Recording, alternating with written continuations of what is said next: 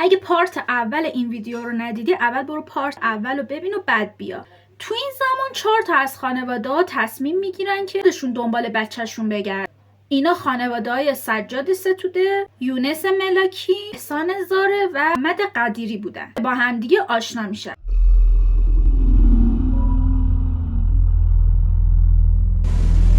وقتی میبینن که پلیس با اونا همکاری نمیکنه دست به دامن امام جمعه میشن. امام جمعه محل پاکدشت. امام جمعه هم میبینه که ممکنه موضوع مهمی باشه، در نتیجه موضوع رو به شورای تامین ارجاع میده. شورای تامین اصلی ترین ارگانه که امنیت یه محله رو تضمین میکنه.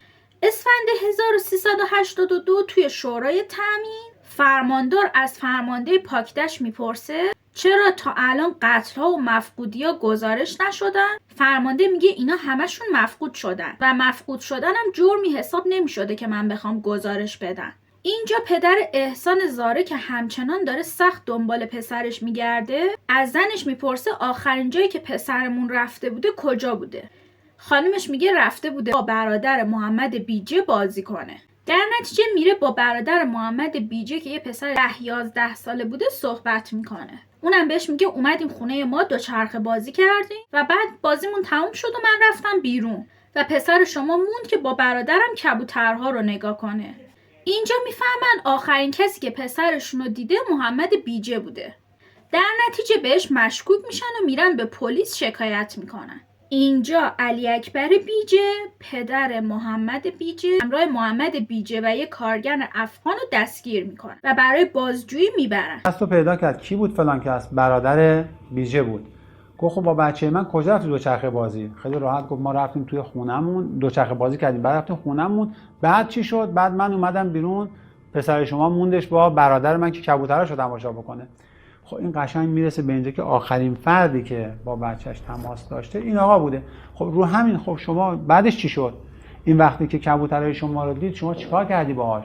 کجا رفت؟ میگه از خونه رفت بیرون. چه ساعتی رفت بیرون؟ بعد تو کجا؟ با یک تحقیقات ظریف و قاطع میشد اینو کشفش بکنن. خیلی راحت میشد قضیه کشف بشه و منجر به این فاجعه ملی نشه. دست بابام شکایت کردم. خب منم گرفته بودم. بعد از بابا چش خاطره که داداشم همکلاسیش رفت آمد داشت. خب همکلاسیش گم شده بود شک کرده بودم به داداشم. دست بابام شکایت کردم. اینجا شاید شما فکر کنین که خب خدا رو شکر محمد دستگیر شد و دیگه بیشتر از این نمیتونه قتل انجام بده. اما باید بهتون بگم که نه اصلا هم اینطور نیست. پلیس بعد یه بازجویی کوچولو محمد بیجه رو آزاد میکنه. اینجوری درست حسابی نبود مثلا واقعا بیام تحقیق کنم. نه چیزا مثلا یه چیزای ساده مثلا از مردم میشنیدم همون قبول داشت. اون موقع تمام مسئولین داشتن پله پله به این قتل ها بی‌توجهی میکردن. اول کلانتری میگه خب بچه‌هاتون گم شدن و پیدا میشن. بعد فرمانداری، بعد شورای شهر. شورای شهر پیام میزنه به فرمانداری. خانواده‌ی مقتولی میگن حداقل برامون هیچ کاری که نمی‌کنی به ما یه سگ بدین. بچه‌هامون گم شد. شاید هم به قتل رسیدن. علاوه بر این که بهشون سگ نمیدن، میگن قتل چیه؟ 16 تاشون گم شدن. قتلی در کار نبوده. چرا بدگمانی می‌کنی؟ اصلا قتلی اتفاق نیفته. بعد از اینکه محمد بیجه رو آزاد میکنن تا 50 روز هیچ قتلی اتفاق نمیفته. شما فکر کنین تو این 1 سال 19 تا جنایت انجام شده. تقریبا هر 20 روز یه بار. که محمد بیجه آزاد شد تو 50 روز هیچ اتفاقی نیفتاده. خب اینجا هر کی که باشه میفهمه که محمد قاتل بوده و الان ترسیده که قتل انجام نمیده. بعد 50 روز محمد بیجه دوباره جنایتاش رو شروع میکنه ولی این بار محل جنایت رو تغییر میده. همه جنایت‌های جدید نزدیک محل نام باغ اناری و کانال آب بوده. بریم سراغ قتل 17. یه پسر بچه رو میبینه میگیره بهش تجاوز میکنه و با سنگ به سرش میکوبه و میکشته و دهنش رو با گل پر میکنه که متوجه میشه یه نفر از دور داره نگاهش میکنه و بعد همونجا پا به فرار میزه. خب قطعا اون آدمی که داشته نگاه میکرده میره رو سر جنازه و جسد رو پیدا میکنه و پلیس هم با انگشت نگاری میتونسته محمد بیجه رو پیدا کنه و دستگیرش کنه. اما متاسفانه بازم هیچ اتفاقی نمیافته. بریم سراغ قتل‌های آخر. 3 تا قتل آخر با هم همزمان اتفاق میفته. 3 پسر بچه برای بازی و آبتنی اومده بودن کنار کانال آب. تو اعترافات اولیه محمد بیجه میگه که یه همدست داشته به اسم علی باقی. میگه با باقی اینا رو 3 نفره کشتیم، اما بعدن که توی دادگاه اعتراف میکنه منکر میشه و میگه خودم تنهایی کشتم. خلاصه که اون 3 تا بچه کشته میشن و بهشون تجاوز شده بوده قبل مرگشون. اما شما خودتون قضاوت کنید چجوری میتونسته 3 تاشون رو زمان با هم ببره و اونو فرار نکنن. نهایتا 2 تا دست که بیشتر نداشته، با 2 تا دستش هر کدومو میگیره، یه نفر سومی میمونه که اون میتونه از دستش فرار کنه. پس اینجا این نشون میده که یه همدستی داشته که اون نفر سومو گرفته. هیچ وقت به این همدسته پرداخته نمیشه. مشکوک هم نشدن. میگه بچه‌ها اومده بودن بازی کنن، هوا تاریک شده بود. ترسیدن، به بهونه‌ای که اونا رو برسونم خونه‌شون همراه شد. وسط راه علی باقی به من نزدیک شد. اون بچه‌ها رو میشناخت. قرار شد هر 3 تا رو این سری به قتل برسونیم. با کتک اونا رو دره خاله‌ها در حصار امیر بردیم. اول من یکی از پسر بچه‌ها بردم داخل گودال و به قتل رسوندم. بعد علی باقی یکی دیگه از بچه‌ها رو برد و بعد من آخرین بچه رو به قتل رسوندم. جسدشون رو دفن کردیم و پا به فرار گذاشتیم. محمد و قتل‌هاش یک پرونده بوده، یکی کمکاری کرده بوده تا قتل‌ها لو نره، یه پرونده جدا که داخل ارگان‌های دولتی در جریان بوده همزمان. وقتی ازشون میپرسن چرا کمکاری کرد، دادگاه یه داستان تعریف میکنه، دادسرا یه داستان، فرماندار یه داستان و الا ماشاءالله. اما داستانه که من دارم واسهتون میگم و خانواده ها تعریف کردن. از این 3 تا پسر بچه 2 تاشون ایرانی و یکیشون افغان بوده و اون خانواده‌ای که افغان بودن پدر خانواده پلیس بوده و این طبیعیه که خب آقا تجربه داشته و این آقا پلیس میاد میگرده و تو محل قتل 2 تا شاهد پیدا میکنه که بچه‌ها رو دیدن. ازشون میپرسه بچه‌های من کجا رفتن؟ میگه آخرین بار داشتن میرفتن سمت باغ اناری و کانال آب تا بازی کنن. اینا هم میرن همون سمت رو میگردن تا بلکه بچه‌شون یا جسد بچه‌شون رو بتونن پیدا کنن. سر راه میرسن به علی باقی، همون که همدست بوده. ازش میپرسن بچهای ما رو ندیدی؟ علی یهویی عصبی میشه، میترسه، شروع میکنه به کلی بازی در آوردن. میگه بیا برو آمو. هر کی برچش گم میشه میاد سمت من و از من میپرسه که بچه‌مو ندیدی؟ بچه‌مو ندیدی؟ نه من ندیدم. اینجاست که پلیس بهش شک میکنه. در نتیجه به پلیس گزارش میده و میگه بیاین اینو دستگیر کنین و ببرید. محدوده باغ اناری میشه جزوی از تهران و دیگه جزوی از پاکدشت نیست. به خاطر همین پیگیری و یه مقدار محکم‌تر بوده. شما ببین دیگه حالا چقدر تفاوت میذارن بین شهر کوچیک و بزرگ. حتی شکایت هم تو کلانتری در شهر ری انجام شده و در نتیجه بهتر پیگیری میکردن.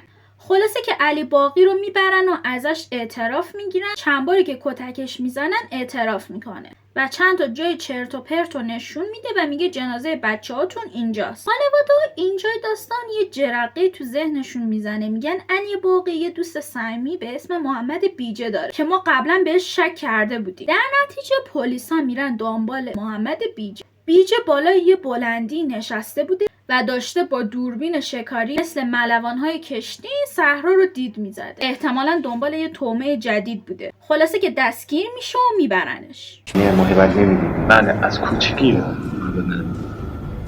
از کیا هیچ محبت نمیدید؟ 2 تا پایه اصلی دیگه در مادر برادر خواهرم کامیلا. تو چند سالتون مادر فوت؟ 3 سالم. 3 سال. بله. اون چقدر اثر داشت؟ اون موقع اثر نداشت، نمی‌فهمیدم. من خب وقتی بزرگتر شدم دیدم کم بود داره. یه چیزی کم بود. این کم چقدر؟ خیلی. مثلا هر جا میرفتم اصلا فامیلم گفتن طفل کی صغیره. مثلا چیزی ندیدم. به هنوز سر کنم. یه چیزی مثلا یه چیزایی که میگفتن این مثلا خنجر بود هم می‌زدن تو بود. خیلی به قول گفتنی ساکت بودن، کار میکردن، آدمای زحمتکش هم بودن، آدمای خوب هم بودن. خود بیجه چطور بود؟ خودش هم همونجا خیلی سربرا بود، خیلی سربرا، خیلی خوب بود. برفت با همه ماشاءالله داشت، با همه رفت آمد داشت، کس از هیچی نیده بود. ما حتی تو جیب یا تو دست سیگار هم ندیدیم که مثلا بکشه بگیم خدا نخواسته چیزی. تمام کسایی که محمد بیجه رو میشناختن وقتی ازشون میپرسن که محمد چه جور آدمی بوده، همه میگفتن سربزیر، آروم، در کل خوب معرفی میکردنش. هیچکس بهش شک نداشته. بیجه کلا از بچگی خیلی کمبود داشت. یه 3 سالگی مادرش رو از دست میداد و با پدرش بزرگ شده بوده. پدرش هم پدر درست حسابی نبوده. از اونایی بوده که خیلی سختگیری میکرده و محمد رو خیلی کتک میزده و از 9-10 سالگی دیگه نمیذاره که این مدرسه و میگه برو کار کن و برام پول در بیار. توی مصاحبه ها متوجه میشن که محمد کلا یه رفیق صمیمی داشته که اونم تو سن کم میزنه خودشو میکشه. همه اینا تاثیر منفی میذاره رو شخصیت اون آدم. بیجه اون چیزی که خودش گفت یک کودکی خیلی خیلی وحشتناک داشت. دوست واقعی نداره. سلام علیکم. یه سلام علیکم مثلا رفت آمدی و دیگه دوست داشتم، خود خیلی خوب دوستش داشتم. کنم یه سال بیشتر باش دوست دارم. با اون دوستی چجوری بود؟ دوستی با اون چجوری تعریف می‌کنی؟ خیلی خوب. این داداش بود. نه داداش تنیام بیم با هم ندیدم. بعد از یه سال نیم 2 سال بکنم خودکشی. خب کسبش بکنم. خاطر با باباش مشکل داشت، با خانواده‌اش. اصلا رفته بود قاطی یه مشکل یه کاری شده بود که سقط کاری شده بود. بعد مثلا در چند سالش بود اون موقع؟ 14-15 ساله بود. قاطی مثلا عراق‌خوری و مواد کشی و مثلا دزدی اون یه چیزا شده بود دیگه. کم اینا همه باعث خشمش میشده که میخواسته این خشمه رو یه جوری فروکش کنه. اول با حیوانات شروع کرده بوده. مثلا میرفته یه سگی رو بهش نزدیک میشد، سگای ولگردی که به کسی کاری ندارن نوازش میکرده و حرف میزده باهاشون و یهو بهشون آمپول سیاه‌نور میزده. یه فکت جالب در مورد محمد بیجه، از اونجایی که به همه مقتولین تجاوز میکرده همه مطمئنن که محمد همجنسگرا بوده. البته یه سری تو کامنت ها گفته بودن که همجنسگرا نبوده و پدوفیل بوده که این نظریه به نظرم رده، چون کسی که پدوفیله براش فرقی نداره مقتول دختر یا پسر. اما از اونجایی که ما بررسی کردیم توی قتلایی که محمد بیجه انجام داده اکثرا پسر بچه بودن و یه خانم خراب بوده توی اینا که محمد بهش تجاوز کرده و بقیه همه پسر بچه بودن. ولی به خاطری که این مستنداتی که ازش جمع کردیم توی روزنامه پخش میشد میتونستن از کلمه همجنسگرا کلا همجنس بازی استفاده کنن. گفتن مریض جنسی بوده، اما من مطمئنم که همجنسگرا بود. تو بچگی هم چند بار بهش تجاوز شد. مثلا اینجوری نبود مثلا برم سریع سگو بگیرم بکنم، نه مثلا سگو میوردم نزدیک خودم نازش میکردم و سگ رو من نگاه میکردم، من باهاش حرف میزدم. سگ چی میگفتی به سگ؟ مثلا گفتم حیوانه که الان میخواد بمیری باور میکنی، مثلا یه چیزایی صحبت میکنه باش. ولی دیدم هیچ عکس عملی نداره. وقتی مثلا سرنگ میزنم تو دهنش تو بدنش دیدم دیگه تموم کرد. بعد به این بچه‌ها هم که میرسیدن مثلا بچه‌ها هر چی دیدن میگن من میشدم این همون سگه، اینا میشدن این هم مثلا جای من، هر چی صحبت میکنه من نمیفهمم. همینجوری که داره به قتل‌های خودش یکی یکی اعتراف میکنه همه قتل‌ها رو با جزئیات تعریف میکنه. مثلا رنگ لباس و مدل لباس اونایی رو که کشته همه رو یادش بوده. اینو باید بدونین که قاتلای سریالی همشون آیکیو بالایی دارن. محمد هم خیلی باهوش بوده در حدی که آخرا با انیشتن مقایسش میکردن و میگفتن محمد اگه میرفته مدرسه و درس میخونده دانشمند بزرگ میشده. اما روانشناسایی که رو پرونده محمد کار میکردن با این موضوع که اون هوش بالایی داشته و میتونسته یه دانشمند یا پروفسور بشه موافق نبودن. میگن درسته که اون هوش بالایی داشته، اما این هوش بالا فقط توی کشتن و مرگ و اینجور چیزا بود و جای دیگه کاربرد نداشته. پس چرا به نظرتون مقامات تا این حد روی باهوش بودن محمد بیجه اصرار داشتن؟ نظرتون چیه؟ نظرتون رو برام کامنت کنین، دوست دارم بدونم که نظر شما چیه.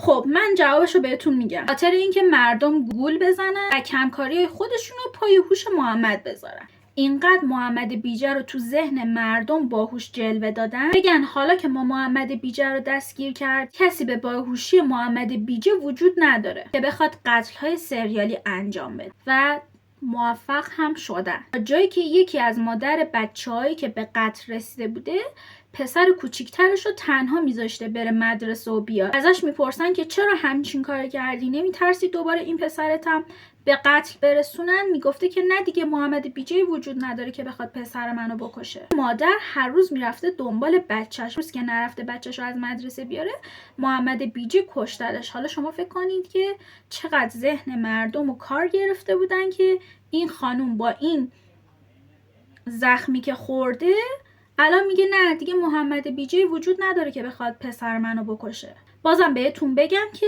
خود محمد بیجه از 7 سالگی تا 14 سالگی مورد تجاوز واقع شده. سن 6 سالگی با من بود، مثلا با من کار کرده بودم. سن 8 سالگی با من کار کرده بودم. سنای بزرگ با من کار کرده بودم. مثلا زردن خودم. سن 12 سالگی این کارو می‌کردم. میگی این کار کرده بودم، یعنی مثلا فکر می‌کنی زورکی یا علاقمند شده بودی؟ نه زورکی. و خب همه فکر میکنن که محمد میخواسته این مدلی انتقام بگیره، اما تیم روانشناسی که روی محمد کار میکردن ازش میپرسن این تجاوزهایی که بهت شده، این قتلها چقدر اثر داشته؟ هیچی، حدود 20%. 80% خودم دوست داشتم که تجاوز کنم و به قتل برسونم. همینه که میگم محمد همجنسگرا بوده، مریض جنسی نبوده. ولی هیچ جا نگفتن چرا شو. من نمیدونم. نظر شما چیه؟ بگین نظرتون، کامنت بذارین، بگین منم بفهمم. خود شخص من بودم که دوست داشتم تجاوز بکنم و دوست داشتم به قتل برسونم. برای همینه که بهتون میگم محمد بیجه همجنسگرا بوده، ولی هیچ جا نگفتن. حالا چراشو من نمیدونم. تو روستا بودیم. یک بود همسن تقریبا از 18 ساله. 18 ساله. و اون تخم‌مرغ کرد. و من مثلا کپی ولی تخم‌مرغ بودم. منو برد مثلا تو طویلش. خب بعد اون وقت تو فکر نکردی بیای به پدرت بگی یا به خانواده بگی؟ آنجا آخه میدونی چیه؟ من با بابام رابطه نداشتم. یعنی احساس میکردم بابا ندارم، پدر ندارم، یعنی مثلا مادر ندارم، کسی ندارم بهش مثلا دل بدم. بار دوم داشتم ضایعات جمع میکردم، خیلی اتفاقی تو بیابون مثلا گیر انداختی، مثلا یه طرف غافلگیرم کرد. من یک نفر بود. من آیا این دو تا ارتباط جنسی که من داشتم بازور بود؟ بله. خب ببینید چقدر نقش داشته که تو این مسئله برای نقش باشه؟ زیاد نقش نداشت. جاد بیسته. بعد از اون احساس خشم نکردی که تو هم یه همچین کاری رو تلافی کنی؟ تو مصاحبه‌ای که با محمد بیجه کردن میگه که از بچگی دوست داشت چیزای جدید یاد بگیرن. علاوه بر درس خوندن که خیلی هم بهش علاقه داشتن، همیشه دنبال چیزهای جدید بودن. ازش میپرسن که خب در مورد چه چیزایی تحقیق میکردی؟ نظرتون چی میگه؟ گفته کشتن، مرگ، حس کشته شدن، تجربه کردن مرگ. از همون 10-11 سالگی به کشتن علاقه داشته و اینجاست که روانشناسا متوجه میشن که قتل‌هایی که انجام میداده، تجاوزایی که میکرده از سر انتقام بوده و از کشتن لذت میبرده. به نظرم این چرت و پرته. برای اینکه بگن ما تو ایران همجنسگرا نداریم، خودتون میدونین که از نظر اینا همجنسگرا بودن مسئله خیلی زشتیه و خیلی از مردم ما هم هنوز همجنسگرایی رو توی ایران نپذیرفتن. چون اون موقع سطح فکر مردمم پایین بوده و مثل الان باز نبوده، نیرو انتظامی و دولت دو نهاد اصلی هن. اولین واکنششون به سوالات خبرنگارا این بوده که می اومدن از خودشون سلب مسئولیت میکرد و میگفتن تقصیر ما نبوده، تقصیر اون یکی دیگه بوده. این حد فکر کنین شما اینا کم گذاشتن که حالا که لو رفته میگن تقصیر ما نبود، تقصیر فلانی بود. اون موقع جناب رئیسی که الانم رئیس جمهور کشور ماه، معاون وحده قوه قضاییه بوده. وقتی که متوجه میشه به این پیگیری نشدنها اعتراض میکنه و میگه هر کسی که کمکاری کرده باید باهاش برخورد بشه. زمان خودش اقدام مناسب بشه، هشدار مناسب داده بشه، پیگیری مناسب بشه، ما شاهد بروز جرم و تخلف و فسادی که امروز در برخی از کیس‌ها شاهدشیم نخواهیم شد. بافم توی این مدت میره پیش خانواده‌های داغدار برای دلجویی و میگه هر کسی که کمکاری کرده نهادهای دولتی گزارش شده و باهاشون برخورد میشه. که ما در انقلاب و نظام اگر امروز مسئولیتی هم داریم، به برکت زحمات و تلاش‌های همین ملت ما و مخصوصا محرومین. روانشناسی که داشتن رو محمد بیجه تحقیق میکردن بهش میگن یه نقاشی بکش. محمد یه نقاشی میکشه که الان براتون توصیف میکنم که چی بوده. یه جاده بوده که اولش پهن بوده و بعد کم کم باریک میشده و آخر به یه تونل سیاه ختم میشد. چند تا درخت هم اونجا وجود داشته که پژمرده شده بودن. سر درخت‌ها رو به پایین بوده. روانشناسی که از نقاشی میگیرن که همش هم با رنگ سیاه بوده این بوده که حس مرگ، حس پوچی. خودش میگه اگه دست من بود دوست داشتم ورزشگاه آزادی همه آدمایی که داخلش بودن رو منفجر کنم. دست من بود دوست داشتم یه دفعه استادیوم آزادی با جمعیتش برم. دست من نیست که این که واقعا مثلا میگن مثلا فلان بیجه مثلا عجب جنایتکاری عجب مثلا فلان به چاپ شده یا خوب این حرفا همش حرفه نه مثلا چیزی نیست. واقعا بعد از خدا بترسیم. حکم محمد بیجه همون شب صادر میشه. 100 ضرب شلاق در ملأ عام و قصاص و بعد از اون هم 15 سال حبس و 100 ضربه شلاق دیگه به خاطر آدمربایی. این چون من خودم رشتم حقوقی اینو بهتون میگم. وقتی مثلا قتل انجام میشه اگه خانواده مثلا مقتول اول به ترتیب میاد مقتول اول رضایت بده میرن سراغ مقتول دوم رضایت بده میرن سراغ مقتول سوم و خب ممکن بوده که اون همه قتلایی که انجام داده 20 خورده‌ای که بوده همشون خانواده‌شون رضایت بدن. در این صورت یه سری به جرم آدمربایی باید 100 ضربه شلاق میخورده و اعدام میشده. برای همینه که 2 تا حکم بهش دادن. بچه‌ها همونطور که خودتون میدونین واسه هر کلیپ کلی زحمت کشته میشه. من 2 روز 3 روز از تایممو مجبورم واسه هر کلیپ بذارم و فول تایم تحقیق کنم، مستندا رو ببینم، کلیپ‌های یوتیوب بقیه بچه‌ها رو ببینم، نظرات رو بخونم و همه اینا رو جمع‌آوری کنم و براتون بیارم اینجا بذارم. پس ممنون میشم که حتما لایک کنین. لایک کردن شما باعث میشه که من بیشتر دیده بشم و دلگرمتر بشم که ویدیوهای بیشتری واسهتون بسازم. ماچ بهتون. خب خانواده‌ای که اونجا بودن انقدر فقیر بودن که دغدغه‌شون بیشتر دیه گرفتن بوده تا اعدام. قانون اسلام اینجوریه که شما وقتی یه مقتول رو پیدا میکنی که قاتلش معلوم نیست کیه، برای اینکه جون یه بیگناه الکی ریخته نشده باشه دولت میاد از بیت المال دیه اون طرف رو میده. اما در مورد این پرونده قاتل معلوم بود و پیدا که دستگیرش هم کردن. نتیجه دیه‌ای هم از سمت دولت نباید به خانواده داده میشده. اما همچنان قاضی پیشنهاد میده که هر خانواده دیه تعلق بگیره. دیه هر نفر اون موقع 21,500,000 بوده که واسه حدوداً 20 سال پیش مبلغ قابل توجهی بوده. اون موقع که داشتی افرادو می‌کشتی، کود بچه‌ها رو می‌کشتی، چه احساسی داشتی؟ زحمت بکشی مسیر رو باز کن یه لحظه. چه احساسی داشتی اون موقع که داشتی بچه‌ها رو می‌کشتی؟ یه لحظه مسیر توضیح بده. پشت من بیا. حالا میرسیم به روز اعدام. حالا به نظرتون روز اعدامش کی بوده؟ همه فکر می‌کردن که تا سال بعدی اعدام این آدم طول می‌کشه. اما این خیلی یهویی تصمیم می‌گیرن که 4 روز مونده به عید محمد بیجه رو اعدام کنن. اعدام هم قرار بوده جلوی دادگستری و در ملأ عام انجام بشه و مردم هم اونجا جمع شده بودن که بیان نگاه کنن. ساعت 9 میبرنش برای اعدام. قبل اعدام باید بهش 100 ضربه شلاق میزدن.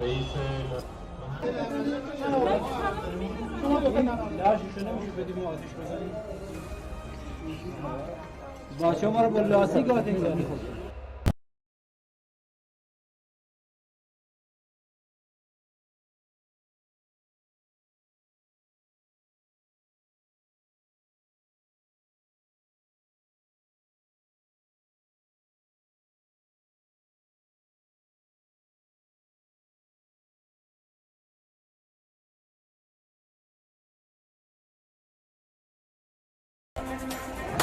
دو سه ساعت طول میکشه که چند بار از هوش میره به خاطر اون ضربه شلاقی که میخورده. همین حال برادر یکی از اونایی که کشته شده بوده از روی نردا میپره و با چاقو به کمر محمد یه ضربه میزنه. حالا یه چیز عجیب اینجا یکی از مسئولین میگه شلاق زدن رو متوقف کنی. الان محمد بیجه میتونه از این شخص شکایت کنه، اما محمد بیجه خودش اینجا شعورش میکشه و میگه که شکایتی ندارم آقا بکشینم برم. چقدر هرستون گرفت نه؟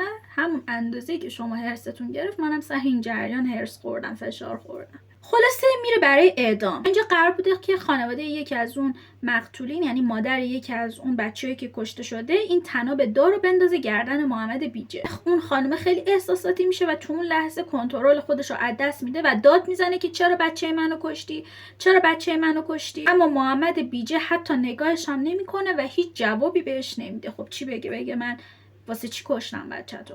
خلاصه که طناب دار رو میندازن گردنش. جر صغیری که قرار بوده بالا بکشته میبرتش بالا بالا بالا و بالاتر. رکورد مرتفع ترین و بلندترین اعدامو داشته. نظرم مسئولین میخواستن مثلا بگن که آره ما اینو کشتیم، همه ببینن فلان اینا. شما نمیخواد این کار بکنین، شما پیگیری میکردین که این همه آدم کشته نشه. این بود پرونده محمد بیجه یا همون محمد بسیجه که 22 نفر رو کشته و 3 نفرم از دستش در رفتن که در نهایت 25 تا جنایت انجام داده. مرسی که تا اینجای ویدیو همراهمون بودین. بدونین که خیلی دوستتون دارم. یادتون نره که چنل رو حتما سابسکرایب کنین. قراره با همدیگه تمام پرونده‌های جنایی ایران رو بررسی کنیم. هفته 3 تا ویدیو براتون میذارم. منو ساب کن برو.